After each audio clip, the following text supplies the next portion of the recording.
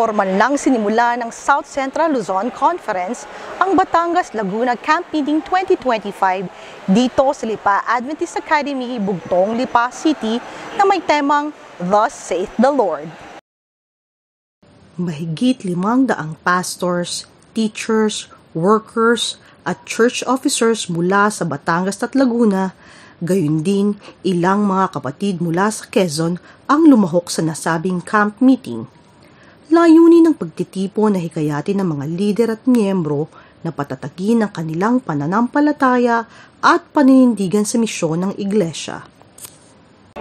Ang camp meeting ay pagtungon doon sa isa sa mga core values ng South Central Luzon Conference na walang iba ang spiritual growth.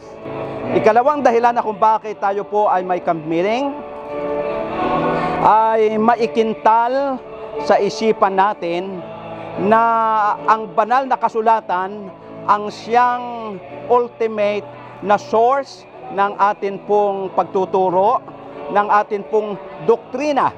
Ang lahat ng ating mga aral, ang lahat ng ating mga pundasyon ng ating mga doktrina ay nakabase sa salita ng Panginoon. At ang ikatlong dahilan, yung tinatawag nating spiritual and social bonding sa pagitan po ng ating mga kapatid sa atin pong South Central Luzon Conference. Sa pagbubukas ng programa, kinilala ang mga delegado mula sa iba't ibang distrito. Tumakbo ang 3 araw na pagtitipon sa pamamagitan ng mga makalangit na awitan, plenary sessions, devotional, at mga lektura na nakatuon sa pagpapalalim ng kaalaman at pagtugon sa tungkulin ng iglesia.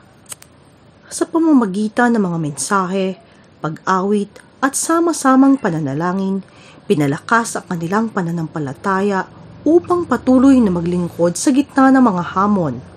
Mula sa temang Thus Saith the Lord, tinalakay sa camp meeting ang mga hamong kinakaharap ng mga Kristiyano sa makabagong panahon tulad ng sekularismo, postmodernism, at impluwensya ng digital media. Binigyang diin ang papel ng lider at miyembro sa pagpapalaganap ng pag-ibig ng Diyos at pagpapanatili ng katapatan sa mensahe ng Biblia sa gitna ng pagbabago sa lipunan. At natutuwa po ako, naging bahagi ako ng camp meeting na ito ng Batangas and Laguna-wide activity. Nakita ko po ang pagtutulungan ng mga kapatid at pakikipag-ugnayan at napakaganda po ng lahat ng mga officers at mga leaders ng mga churches ay involved sa gawain na ito. Nakita ko rin po ang kahalagahan ng discipleship na dapat ay makita lalo na sa mga leaders at i-share ito sa mga members. At naunawaan ko rin po ang kahalagahan ng pagiging spirit-filled natin. At ang mga Adventist ay dapat hindi mga eventist lamang na focus sa mga events at activities at dapat higit sa lahat makita sa atin ang transformation at ang mga messages na makita natin dito ay dapat ma-relay po sa mga kapatid sa mga local churches at ma-implement at upang tayo lalo mas maging masigla at puno ng Espiritu ng Panginoon sa paghayo, sa pag-share ng mabuting balita. Ito ay isang karapatan para sa akin na makadalo sa ganitong pagtitipon dito sa Lipa Adventist Academy upang makaranas ng karanasang makipisan sa mga kapatid at matuto sa mga aral na mayroong kaugnayan sa ikasusulong ng gawain ng Diyos lalo't higit sa kanyang iglesia. Ang samahang ito ay binubuo ng Batangas at saka Laguna area upang balangkasin ang ilang mga pagsusulong na mayroong kaugnayan sa gawain ng Diyos. Kaya ako ay natuto sa ganitong pagtitipon na maraming mga aral ang maituturo sa akin at madala ko sa iglesia na aking kinabibilangan.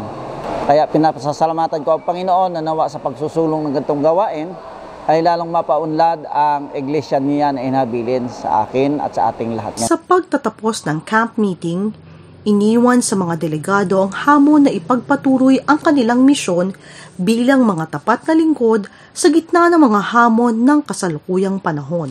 Ating idalangin ang patuloy na patnubay ng Panginoon sa bawat lider at miyembro habang isinasabuhay nila ang kanilang pananampalataya at misyon sa gitna ng mga hamon ng makabagong panahon. Layuning maghatid ng balitang may dalang pag-asa Ako si Jerry Vergara Fabiala, nag-uulat para sa The Lamb News.